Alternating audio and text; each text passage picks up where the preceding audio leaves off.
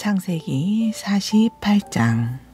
이런 일이 있고 나서 얼마 후 요셉은 아버지가 병들었다는 소식을 들었다. 요셉은 두 아들 므낫세와 에브라임을 데리고 아버지를 찾아뵈었다. 야곱은 아들 요셉이 찾아왔다는 말을 듣고 기운을 내어 자리에서 일어나 앉았다. 야곱이 요셉에게 말했다. 전능하신 하나님께서 가나안 땅 루스에서 내게 나타나셔서 나에게 복 주시면서 나는 내게 자손을 많이 주고 내 후손이 수없이 불어나게 하겠다. 나는 내게서 여러 나라와 많은 백성이 나오게 하겠다. 이 땅을 내 후손에게 주어서 내 후손이 이 땅을 영원토록 차지하고 살게 할 것이다. 라고 말씀하셨다. 요셉아, 너는 내가 이 이집트에 오기 전에 두 아들 에브라임과 므낫세를 낳았다. 나는 이제 그 아이들을 내 아들로 삼아야겠다. 루벤이나 시므온처럼 너의 두 아들 에브라임과 므낫세를 내 아들로 삼겠다. 내가 이 두 아이들 다음으로 낳을 아이부터 내 자식들이다. 하지만 에브라임과 므낫세는 내 아들이 되어 너의 형들과 함께 나의 유산을 물려받게 될 것이다. 내 어머니 라헬은 내가 밧단을 떠나 가나안 땅으로 오던 중에 그만 죽고 말았다. 그곳은 에브랏에서 얼마 떨어지지 않은 곳이었다. 그래서 나는 에브랏 곧 베들레헴으로 가는 길 옆에 내 어머니 라헬을 묻었다. 이스라엘이 요셉의 아들들을 바라보고 물었다. 이 아이들은 누구냐? 요셉이 아버지께 대답했다. 제 아들들입니다. 하나님께서 이곳 이집트 땅에서 제게 주신 자식들입니다. 이스라엘이 말했다. 그 아이들을 이리로 가까이 데려오너라.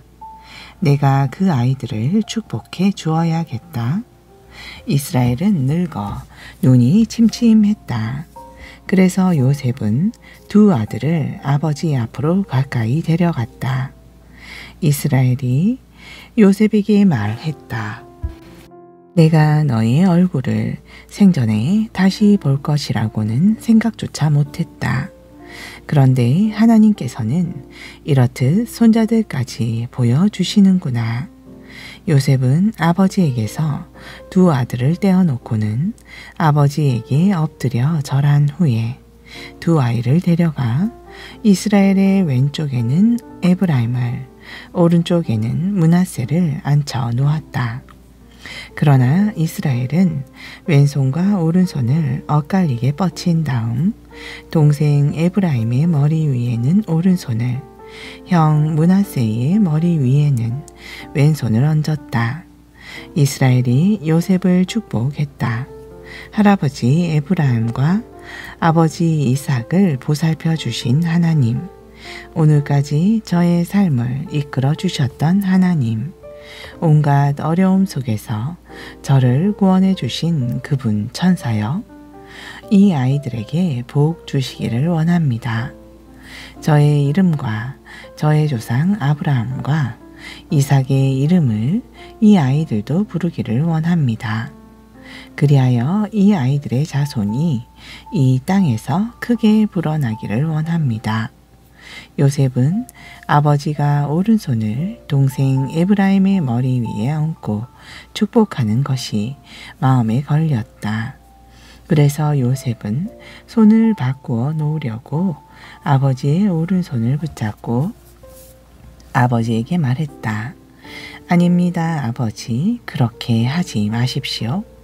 그 아이가 큰 아이예요. 오른손을 큰 아이의 머리 위에 얹어 놓으세요. 그러나 아버지는 거절하며 말했다. 그래, 안다, 내 아들아. 나도 알고 있어. 물론 므낫세도 후손들이 많이 불어나 큰 민족을 이룰 것이다. 하지만 동생이 형보다 더 크게 될 것이다. 동생의 후손이 아주 많이 불어나 여러 민족을 이룰 것이다. 그날에 이스라엘은 에브라임과 므낫세를 이렇게 축복했다. 이제 이스라엘 사람들이 너희의 이름으로 축복하리니 하나님께서 그대에게 에브라임처럼 또 므낫세처럼 복을 내려주시기를 비노라 하고 말할 것이다. 이렇게 이스라엘은 에브라임을 므낫세보다 앞세웠다. 그리고 이스라엘이 요셉에게 말했다. 나는 이제 죽을 것이다. 하지만 하나님께서는 늘 너와 함께 하실 것이다. 하나님께서는 너희를 인도하여 내 조상들의 땅으로 다시 이끌어 주실 것이다. 나는 내게 내 형제들보다 한 몫을 더 주었다. 내게 준 그 몫은 내가 칼과 활로 아모리 사람들의 손에서 빼앗은 땅이다. 49장. 야곱이 아들들을 불러 말했다. 다 모여라. 너희가 앞으로 겪게 될 일들을 내가 말해 주겠다. 야곱의 아들들아, 다 모여 가까이 와서 들어라. 너희는 너희 아버지 이스라엘이 하는 말에 귀를 기울여라. 르우벤아, 너는 내 맏아들이니 나의 힘이고 내 정력의 첫 열매다. 내 영예와 권세가 참으로 대단하구나. 하지만 너는 거친 파도처럼 불안정하니 으뜸이 되지 못할 것이다.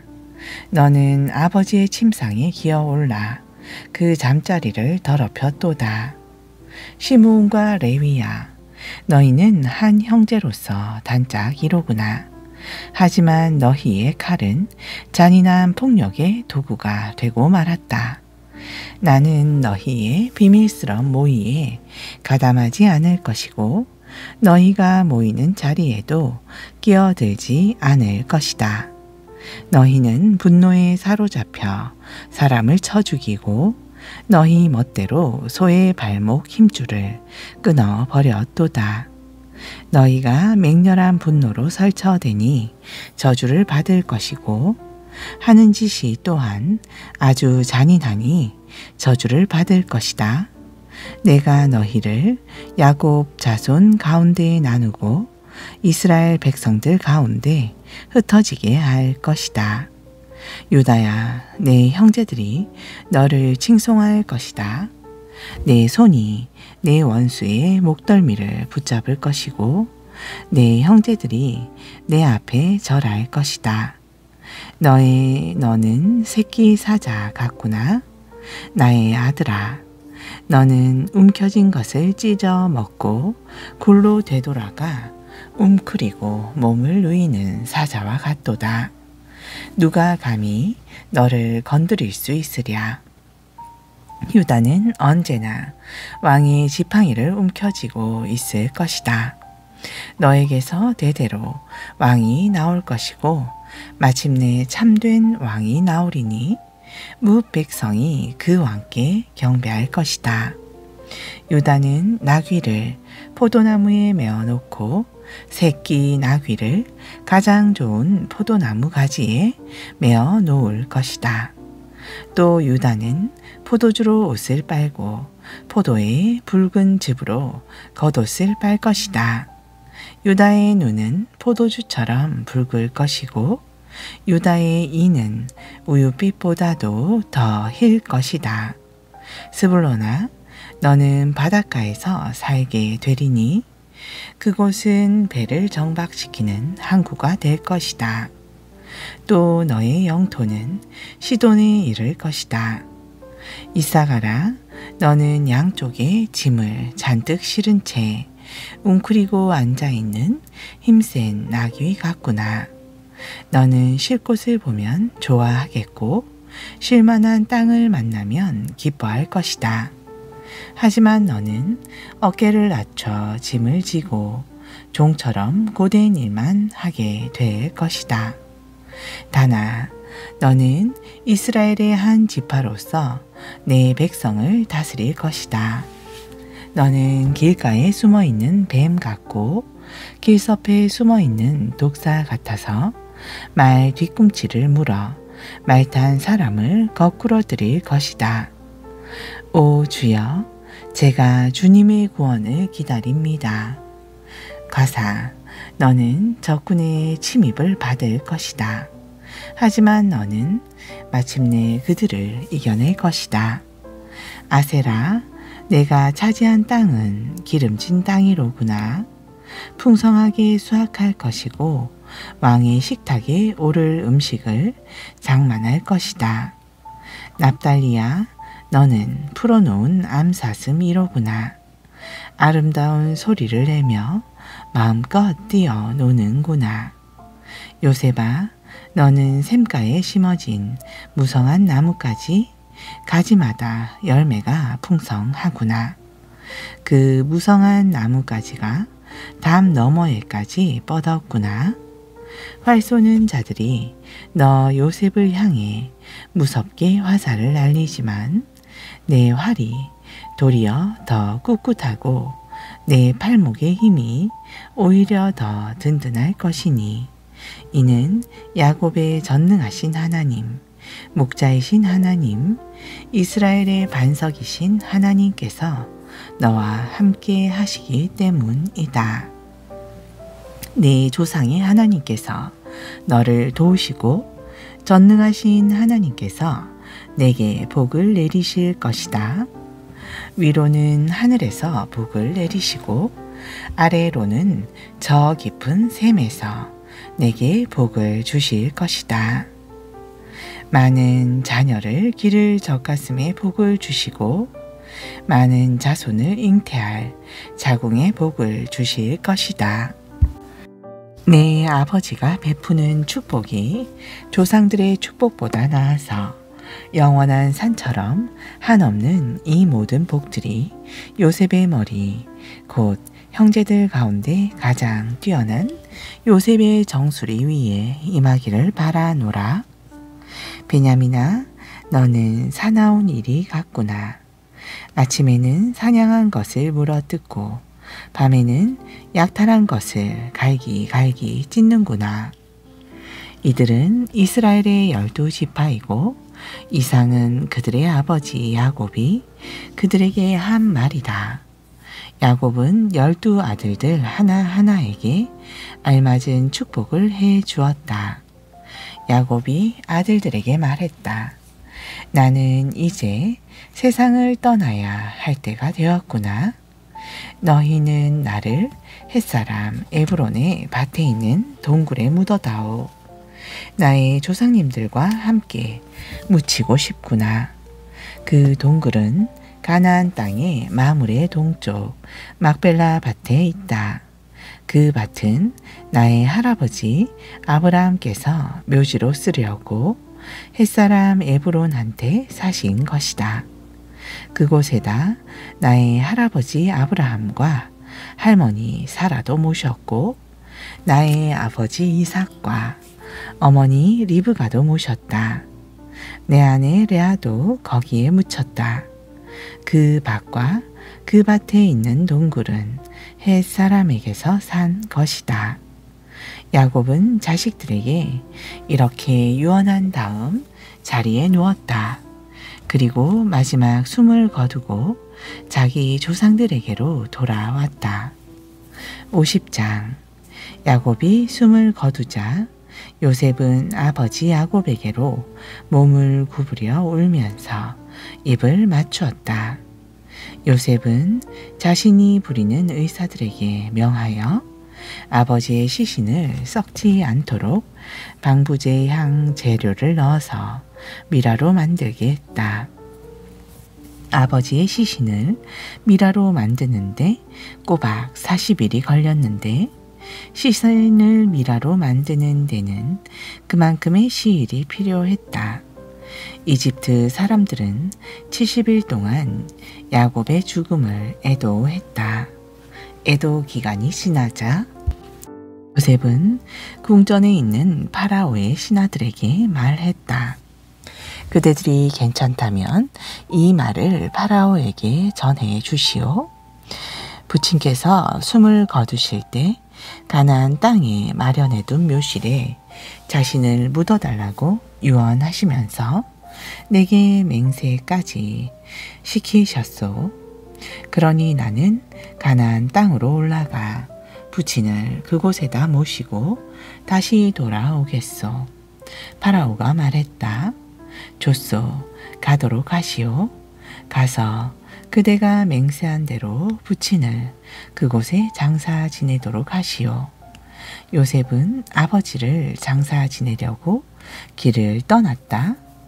파라오를 모시는 고위 관리들, 왕실 관료들, 이집트 땅 각지의 유지들, 요셉의 집안 사람들, 요셉의 모든 형제들, 요셉 아버지의 집안 사람들이 모두 함께 올라갔다. 하지만 그들에게 딸린 어린 아이들과 양떼와 소떼만은 고센 땅에 그대로 남았다. 병거와 말을 탄 병사들이 요셉을 호위하면서 갔다. 굉장한 행렬이었다. 요셉 일행은 요단강 동쪽의 아닷 타작 마당에 이르다 한동안 통곡했다. 거기에서 요셉은 이래동안 아버지를 생각하며 큰 소리로 슬피 울었다. 가나안 사람들은 요셉 일행이 아닷에서 통곡하는 것을 보고 말했다. 이집트 사람들이 크게 통곡하고 있구나. 그런 까닭에 아닷은 아벨 미스마임이라 불리게 되었다. 아닷은 요단강 동쪽에 있었다. 야곱의 아들들은 아버지가 당부한 대로 행했다. 그들은 아버지의 시신을 가나안 땅으로 모시고 가서 마물의 앞에 있는 막벨라 굴에 안장했다. 막벨라 굴은 아브라함이 햇사람 에브론에게서 가족 묘실로 쓰려고 산 밭 가운데 있었다. 요셉은 아버지 야곱을 장사 지낸 후에 그의 형제들 및 장례식에 따라간 다른 모든 일행들과 함께 이집트로 돌아왔다. 아버지 야곱이 죽은 후 요셉의 형들은 서로 수군거렸다. 요셉이 우리를 미워하면 어쩌지? 요셉은 과거 우리에게 당한 일 때문에 틀림없이 안갚음을 하려 들 거야. 요셉의 형들은 요셉에게 전가를 보냈다. 아우님의 아버지께서는 돌아가시기 전에 아우님에게 이렇게 전하라고 말씀하셨네. 내 형들이 내게 몹쓸 죄를 지었다만 나는 부디 내 형들을 용서하여라. 그러니 아우님 아버지의 하나님을 섬기는 우리가 부탁하네. 아우님은 이 못난 형들의 허물을 용서하시게. 요셉은 이 전가를 전해 듣고 울었다. 형들은 직접 요셉을 찾아와 요셉 앞에 엎드려 절하며 말했다. 우리 모두는 이제 아우님의 종일세. 요셉이 형들에게 말했다. 형님들 두려워하지 마세요. 제가 어찌 하나님을 대신할 수 있겠습니까? 형님들이 제게 악한 생각을 품은 것은 사실입니다. 하지만 하나님께서는 오히려 그것을 선으로 바꾸셨습니다. 그래서 오늘날 보시는 바와 같이 하나님께서는 저를 통해 수많은 사람들의 목숨을 구하셨습니다. 형님들은 조금도 두려워하지 마세요. 제가 형님들과 형님들의 아이들을 잘 보살펴 드리겠습니다. 요셉은 이렇게 부드러운 말로 형님의 마음을 어루만져 주었다. 이후 요셉은 아버지의 집안 식구들과 함께 이집트에서 110세까지 살았다. 요셉은 에브라임의 자손 3대를 보았다. 또 므낫세의 아들인 마길의 자식들 역시 요셉의 스라에서 자라났다. 요셉이 자기 형제들에게 말했다. 이제 나는 죽을 때가 된 것 같습니다. 내가 죽더라도 하나님께서는 틀림없이 여러분을 잘 보살펴 주셔서 아브라함과 이삭과 야곱에게 주겠다고 약속하신 그 땅으로 여러분을 인도하실 것입니다. 그러면서 요셉은 이스라엘 자손들에게 맹세시켰다. 하나님께서는 반드시 너희를 돌보아 주셔서 약속의 땅으로 인도하실 것이다. 그때 너희는 내 뼈를 이곳에서 옮겨서 그리로 메고 올라가겠다고 약속해다오. 요셉은 110세에 죽었다. 그러자 사람들은 요셉의 시신이 썩지 않도록 미라로 만든 다음에 이집트에서 입관하였다. 아멘.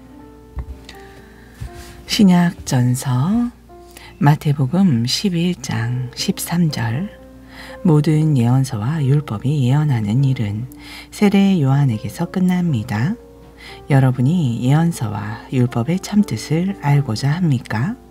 그렇다면 언젠가는 오리라고 예언된 엘리야가 바로 세례 요한이라는 사실을 분명히 깨달아야 합니다. 들을 귀가 있는 사람은 알아들으십시오. 이 세대를 무엇에 비길 수 있을까요? 그렇습니다. 이 세대는 마치 장터에서 놀이를 하는 아이들이 다른 편 아이들에게 이렇게 외치는 것과도 같습니다. 우리가 피리를 부는데도 너희들은 왜 춤추지 않느냐? 우리가 곡을 하는데도 왜 너희들은 가슴을 치며 슬퍼하지 않느냐? 세례 요한이 와서 먹지도 않고 마시지도 않자 사람들은 저 사람이 귀신 들려 미쳤다 라고 말하더니 이제는 나 인자가 와서 잔치 자리에서 먹고 마시는 것을 보고는 사람들이 말하길 보라 저 사람은 마구 먹어대고 포도주 마시기를 좋아하면서 게다가 세리와 죄인들하고만 어울린다 합니다. 그러나 지혜는 그 행한 일로 옳다는 것을 스스로 입증하는 법입니다. 예수께서 자신이 기적을 가장 많이 행한 도시 사람들이 여전히 하나님을 믿지 않으므로 그들을 향해 이렇게 꾸짖으셨다. 고라시나 내가 화를 입으리라. 벳세다야 너도 화를 입으리라. 너희에게 베푼 기적들을 두로와 시돈에서 행하였더라면 그들은 벌써 굵은 베옷을 입고 죄를 뒤집어 쓰고 회개했을 것이다. 내가 진정으로 너희에게 말한다. 심판날에는 두로와 시돈이 너희보다 오히려 가벼운 벌을 받을 것이다. 그리고 너 가버나움아 내가 하늘에까지 높아질 것 같으냐? 도리어 지옥에까지 떨어질 것이다. 내게 베푼 기적들을 소돔에서 베풀었더라면 그 도시는 오늘날까지 남아 있었을 것이다. 내가 진정으로 너희에게 말한다. 심판날에 너희는 소돔이 받은 벌보다 더 가혹한 벌을 받을 것이다. 그때 예수님께서는 이렇게 기도하셨다. 하늘과 땅의 주인이신 주님이신 아버지, 아버지께서는 스스로 똑똑하다고 여기는 자들에게는 이 진리를 감추시고 도리어 순전한 어린 아이들에게는 이 진리를 나타내 보이시니 감사합니다. 그렇습니다, 아버지. 이것이 아버지의 기쁘신 뜻이었습니다. 아버지께서는 모든 것을 제게 맡기셨습니다. 오직 아버지 외에는 아들을 아는 이가 없고 아들과 또 아버지를 알게 하려고 아들이 택한 사람들 외에는 아버지를 아는 이가 없습니다. 수고하고 무거운 짐을 진 자들이여 다 내게로 오십시오. 내가 여러분을 편히 쉬게 하겠습니다. 나는 온유하고 겸손하니 누구든지 내 멍에를 메고 내게서 배우십시오. 그리하면 여러분의 마음이 참된 안식을 얻을 것입니다. 진실로 내 멍에는 편하고 내 짐은 가볍습니다. 12장. 그 무렵 어느 안식일에 예수께서 제자들과 함께 밀밭 사이를 지나가게 되었다. 그런데 제자들이 배가 고파 밀 이삭을 잘라 손으로 비벼 먹었다. 때마침 이것을 본 바리새파 사람들이 예수께 따졌다. 보시오, 당신의 제자들은 율법을 어기고 있어. 안식일에 이삭을 잘라 먹다니 그게 될 말이요. 예수께서 그들에게 대답하셨다. 당신들은 다윗과 그 일행이 굶주렸을 때 행한 일을 읽어보지도 못하였소. 그들은 율법에 어긋나는 줄 알면서도 성전에 들어가 제사장들만 먹게 되어 있는 제단의 빵을 먹지 않았소. 또 모세의 율법을 보면 성전 안에서는 제사장들이 안식일을 어겨도 죄가 되지 않는다고 되어 있소. 내가 진정으로 당신에게 말하겠소. 성전보다 더 큰 이가 여기에 있소. 내가 바라는 것은 제사가 아니라 자비다 라는 성경 구절의 뜻을 너희가 제대로 알았더라면 이렇듯 죄 없는 사람을 죄인으로 몰지는 않았을 것이요.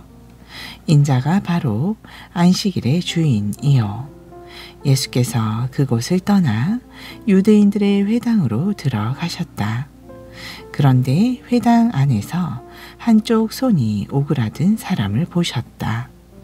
그때 바리새파 사람들이 예수를 고발할 구실을 찾으려고 안식일에 병을 고쳐주는 것이 옳은 일이요? 하고 물었다. 예수께서 대답하셨다. 만일 당신들에게 양이 한 마리 있는데 그 양이 안식일에 구덩이에 빠졌다면 당신들은 어떻게 하겠소? 안식일이라고 해서 그 양을 그대로 내버려 두겠소? 당연히 그 양을 구덩이에서 건져 올리지 않겠소. 그런데 사람이 양보다 얼마나 더 귀하오. 그러니 안식일에 선한 일을 하는 것이 100번 옳소. 그러고 나서 예수께서는 손이 오그라든 사람에게 당신의 손을 펴시오 하고 말씀하셨다. 그 환자가 손을 펴자 그의 오그라든 손이 다른 쪽의 성한 손과 같이 온전해졌다. 그러자 바리새파 사람들은 회당 바깥으로 나가서 어떻게 하면 예수를 죽일 수 있을지 함께 모의를 했다. 예수께서 그들의 계획을 알아차리고 그곳 회당을 떠나셨다. 그러자 많은 사람들이 예수를 뒤따랐다. 예수께서는 병자들을 고쳐주시면서 자신에 관한 소문을 세상에 퍼뜨리지 말 것을 당부하셨다. 이것은 그분에 관한 이사야의 다음과 같은 예언이 이루어진 것이다. 보라, 나의 종, 내가 택한 자, 그는 내가 사랑하는 자라. 내가 나의 영을 그에게 부어주리니 그가 여러 나라의 정의를 선포하리라. 그는 다투지도 않고 잘난 체 하지도 않아. 길거리에서는 그의 소리를 들을 수 없으리라. 그는 정의가 승리할 때까지 상한 갈대 같은 나약한 자를 짓누르지 않으며 꺼져가는 심지 같은 가장 작은 자의 희망도 억누르지 않으리라. 그리하여 그의 이름은 온 세상의 희망이 되리라. 아멘.